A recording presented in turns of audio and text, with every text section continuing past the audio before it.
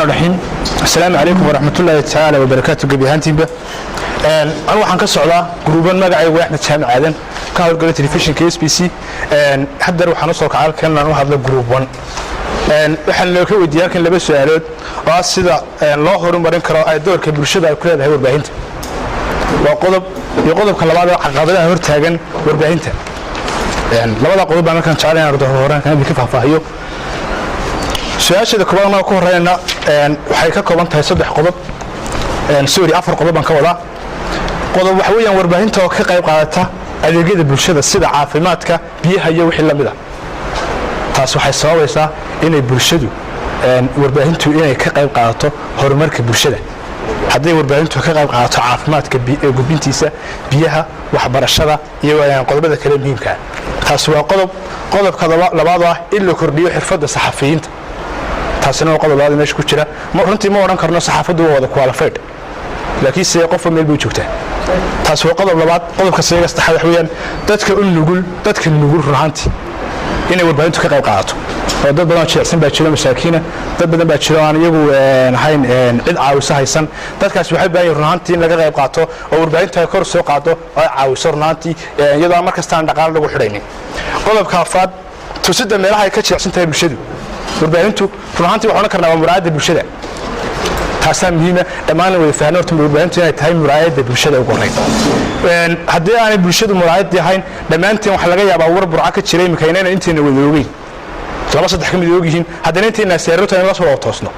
taasna keenaysa in ruuxanti warbaahintu waa muraayada bulshada oo dhammaanteen caawayna TV-da ka wada daawano taas waa afarta qodob waxaan kaga soo gudbayaa su'aasheedii ahayd sida horumarinta ay bulshadu warbaahintu ku leedahay bulshada su'aal labaad noo raacdo ah caqabadaha hortaagan warbaahinta hadaba waqti badan iyo dood badan baan naga gashay inaanu halkan qodobadan ku soo madhigno ugu horeyn qodobka koowaad waxa weeyaan dhaqaalaha markaan leeyahay dhaqaalaha waxaan u jeedaa ma aha dhaqaalaha inuu wariyuhu war soo diro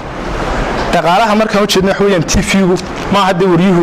mid isagu markasta TV-ga xaqana ma aha waa meeshii TV-gu waa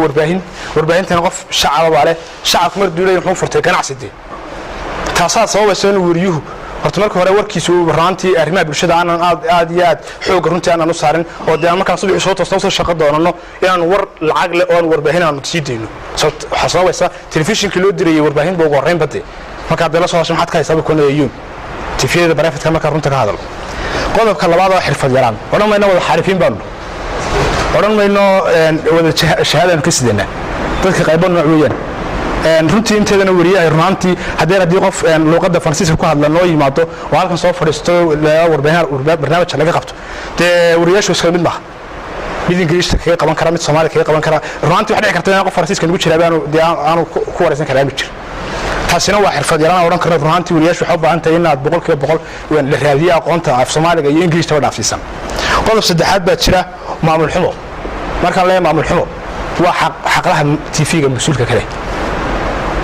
ugu horeynta markaad warka soo garaacdo waxa laga yaabaa markaan barnaamij sii deynayno imika magaalada inay nagu qaato bil ama inay nagu qaataan safar gal Hargeysa ugu tagno ama hadda mas'uulka halku joogo tagnaan saacad ama shir laba saacadood la qaadano yaano noo ogolo barnaamij jiro hal saacad barkiya oo magaaladii Burcaan ka soo galo waqti badan bay qaataa in la ku yaado bisha tamaad lagu sii deynay in la ku yaado isbuucii hal maalin baa lagu ogoli in la yaado laguma booga inta waa nagu dhacda oo maamul xumeed baan taana ku sareyn karnaa qodob afraad baa jira oo runaantii aan oran karo qodobkan bulshada iskaleeyaa warbaahinta noqotay meel ganacsi nin kasta oo madaxi ama nin kasta oo xogaa isku hubaaba TV-ga furto TV-ga markuu furto wuxuu doonayaa labada bilood ugu saddex bilood ugu inuu lacagta TV-ga ka qabto saddex walba soo diraysaa afar soo diraysaa waxay maxaad ka haysaa mar walba markaas soo garaa maxaad haysaa markaa iyo marka idinkum aad iyo aad boqolkiiba mahadsantiin inta waxaan ku soo koobayaa waa min afar qodob mar labadan magacayga ku celiyay magacayga Axmed Jaamac Aadan ka socday group 1 aad iyo aad mahadsantii sida milgaha iyo sharafta maamuuska leh aynu isku dhageysanay intaas ku soo gabagabeeyay